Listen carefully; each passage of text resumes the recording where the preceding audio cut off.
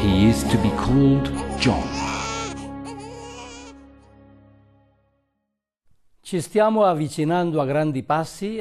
We're moving rapidly towards the celebration of the bicentenary of the birth of Don Bosco, an occasion which ought to find us ready and eager to reinforce our charismatic identity. Our task is to understand, reinterpret and preserve for the future the insights of our founder, his pastoral choices and activities. His practical talents, his educational gifts, and his spirituality are certainly three special features which distinguish him. The first step is to know his life history, a knowledge which, while availing of the methods of historical research, must not forget Don Bosco's great dedication to the young and the presence of God, and of his action in his life. E la presenza e l'azione di Dio nella sua vita.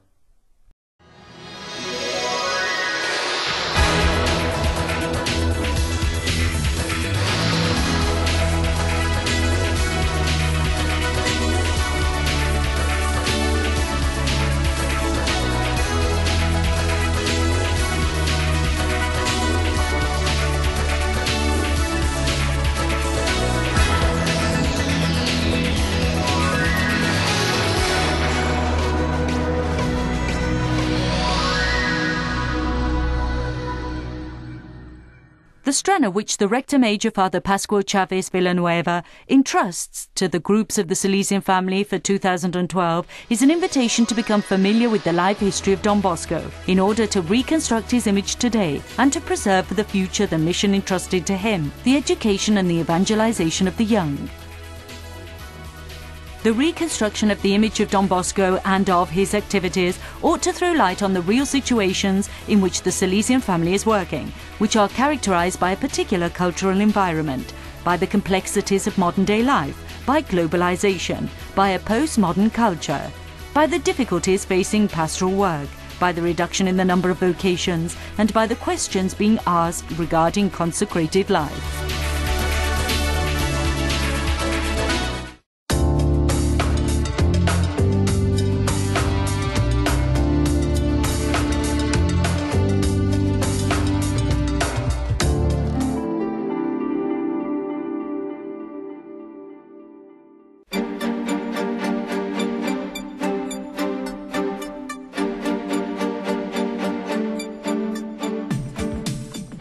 Don Bosco continues to be a very significant figure in the church and in civil society. His is a complex personality which cannot be reduced to simple formulae. In the past, the way he was often presented, not without enthusiastic exaggerations, ran the risk of giving a distorted view of himself, his insights and his spirit. Nowadays, hagiography takes account of well-founded historical interpretations and of a new theological interpretation of the spiritual experience of the saints. Don Bosco is a many-sided figure. He's a founder, a legislator, an educator, a master of the spiritual life. To prevent what has been handed down to us being lost, it's urgently necessary to know him. As the distance in time, place and culture increases between us and him, there could be the risk of losing the sense of that affectionate atmosphere and that sense of closeness which made him a familiar figure. If our special rapport with our common Father were to fade, with his spirit, his way of doing things, the criteria which inspired him, as the Salesian family, we would no longer have a claim to our place in the church and in society, because we would have lost our roots and our identity. As well as the distance in time, place and culture, there are two other things to be considered. For a spiritual movement like the Salesian family, it is important to keep alive the memory of its own history, to organize it and to make it accessible. In order to facilitate the consolidation of the cultural background and so be ready to face historical, social and cultural changes. In this way, the Salesian family will be able to continue to be the bearers of the original charism and alert and creative guardians of its tradition. The reason for a deeper knowledge of Don Bosco can also be found in the fact that many official documents of the groups of the Salesian family refer to Don Bosco as the guide and model.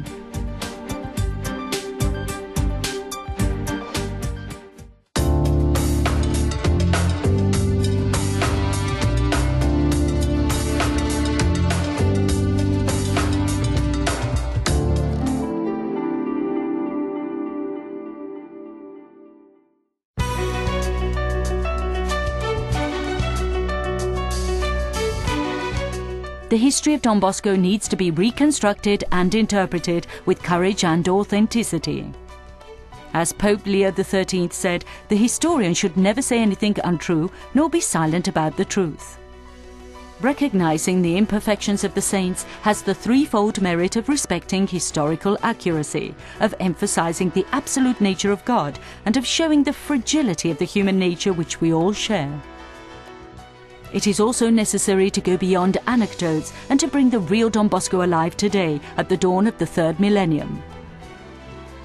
This is a knowledge which, while asking questions about the present and looking for answers from the past, helps the Salesian charism to become enculturated in the world of today. It is necessary that the founding charism of a movement be reinterpreted in a vital manner, so that it does not become a precious fossil. Founders had an experience of the Holy Spirit in a specific historical context. For this reason, it is essential to identify the contingent elements of the culture and the circumstances of that particular period. In this way, it will be possible to determine the value of their activities and the significance of their responses to the challenges of the time. Historical research into Don Bosco has to be capable of identifying what are transitory and what are permanent features of the charism, what in practice should be left to one side and what should be retained. What's more, Don Bosco's life history is not only ours, it also belongs to the Church and to the human family, and should not be missing from their histories. Its exclusion from the cultural debate taking place in every country would also be an indication of the historical insignificance of the Salesians, their social marginalization, the absence of their contribution to education. If we want to continue to have credibility, we have to have the same professional approach, adopt the same language. Adottare lo stesso linguaggio.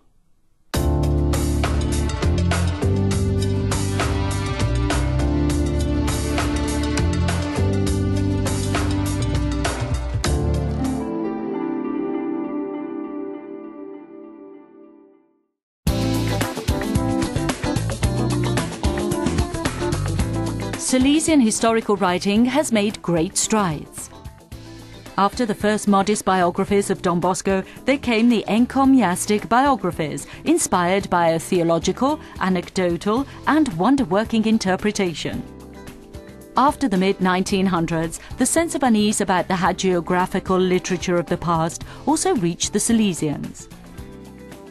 The cultural climate of the 70s led, through the use of assumptions, guidelines, methods, the means of inquiry, a sharing of the results of historical research, to a deepening of the awareness of the patrimony inherited from Don Bosco. For a correct interpretation of Salesian history nowadays, three types of analysis are employed. Philological analysis is made possible thanks to the availability of the published and unpublished works of Don Bosco. This valuable work of the Don Bosco Centre of Studies at the Salesian Pontifical University and of the Salesian Historical Institute has put at everybody's disposal, in editions which are academically prepared and revised, thousands of pages written by Don Bosco. This is followed by an historical critical analysis which takes into account the contents of the sources in relation to the cultural and ecclesial categories of the time. The third, and most important, is the living and contemporary analysis, which is able to re-express, rethink, and represent the contents of the sources. An approach to Don Bosco using the methods proper to historical research has enabled us to measure his greatness, his practical talents, his gifts as an educator, his spirituality, his work, which can only be understood when fully rooted in the history of the society in which he lived.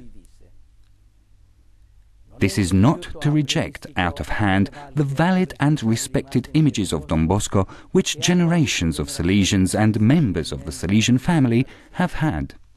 However, we need an image of Don Bosco which is relevant today, which speaks to today's world in a new language.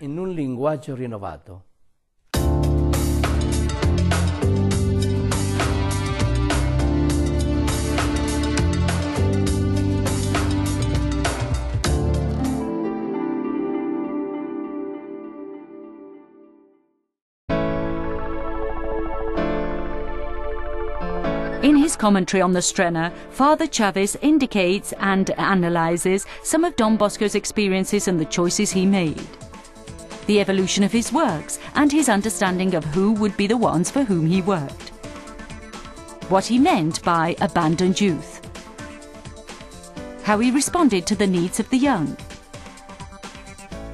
how he responded with flexibility to these needs, his insistence on poverty of life and untiring work.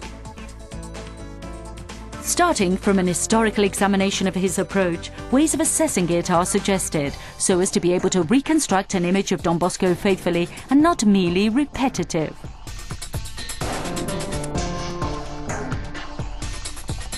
It's a process which needs to involve all the groups of the Salesian family, so as to arrive at a shared view of Don Bosco which is educated, professional, profound, and in this way to appreciate the historical, pedagogical, spiritual patrimony, in a process which, while assisting a knowledge of the youth situation, clarifies the profile of a Christian in society. In other words, it's a question of examining again institutions and structures for bringing people together and for education, looking at the preventive system and its relevance today, and presenting to the world and to the Church the particular style of the Salesian educator.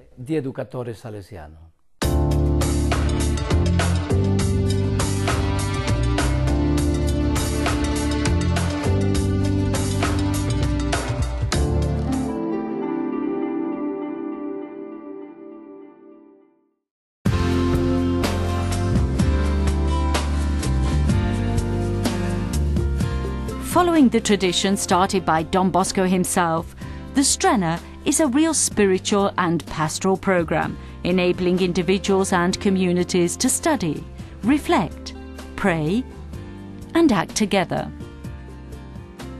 For the groups of the Salesian family and their coordinating bodies, such as the local and national consultative committees, Father Chavez indicates some fundamental points and points of reference and practical commitments.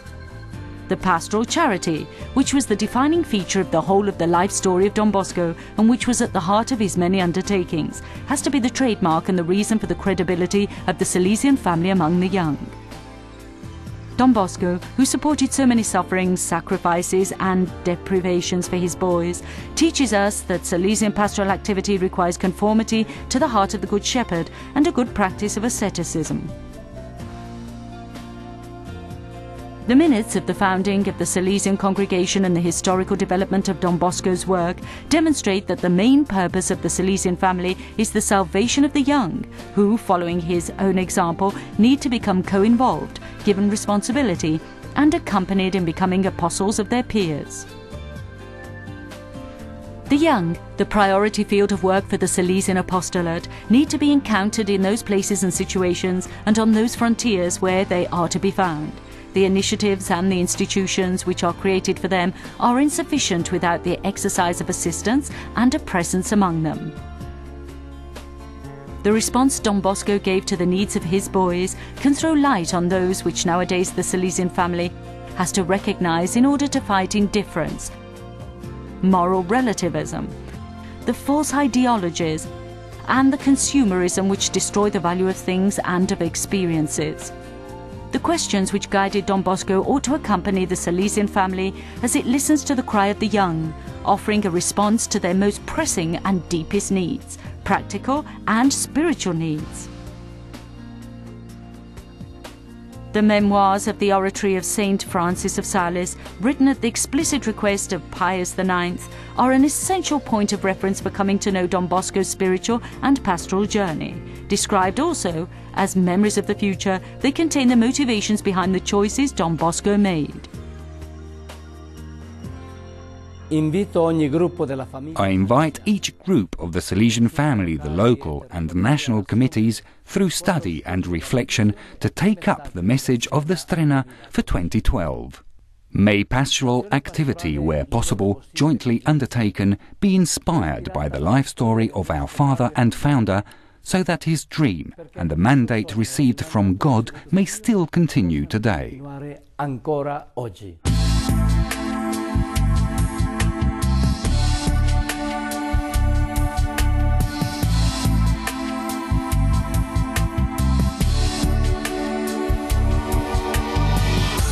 Don Bosco offers us a simple but at the same time prophetic presentation of his spirit and his mission, the dream at 9 years of age. In these pages, with an autobiographical flavour, the field of work being entrusted to him was pointed out: the young. The aim of his apostolate was indicated: to make them grow as individuals through education. A method of education which would be effective was offered him: the preventive system, the context in which all that he did, and today all that we do, was presented. The marvellous plan of God who loves the young. Il disegno meraviglioso di Dio che ama I giovani.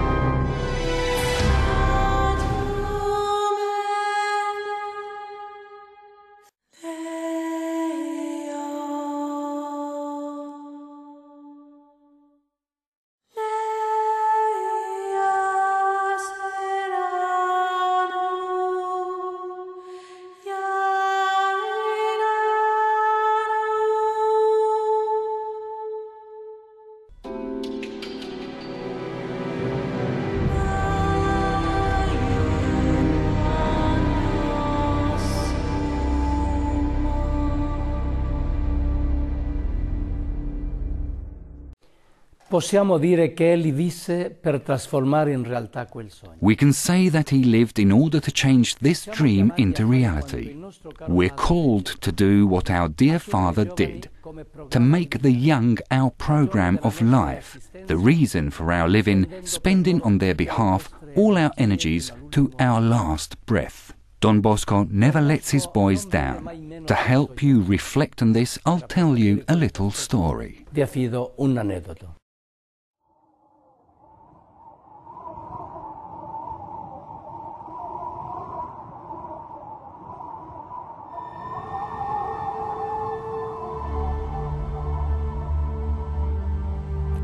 Imagine the courtyard of a prison in an 18th century European colony. It is dawn, and while the sun begins to fill the eastern sky with golden colours, a prisoner is brought out into the yard to be executed. He is a priest, condemned to death for his opposition to the cruelty with which the natives in the colony were being treated. He is standing against a wall and gazes at the firing squad, his fellow countrymen. Before blindfolding him, the officer asks him the traditional question about his final wishes. The reply surprises everyone. He asks to be able to play his flute for one last time. The soldiers are put at ease while they wait for the prisoner to play. When the notes begin to fill the silent morning air, the whole prison is flooded with music, which, sweet and enchanting, fills with peace that plays a daily witness to violence and sadness. The officer is worried, because the longer the music lasts, the more absurd his task seems to be. He therefore orders the soldiers to open fire. The priest dies instantly, but to the amazement of all present, the music continues its dance of life. Death outfaced.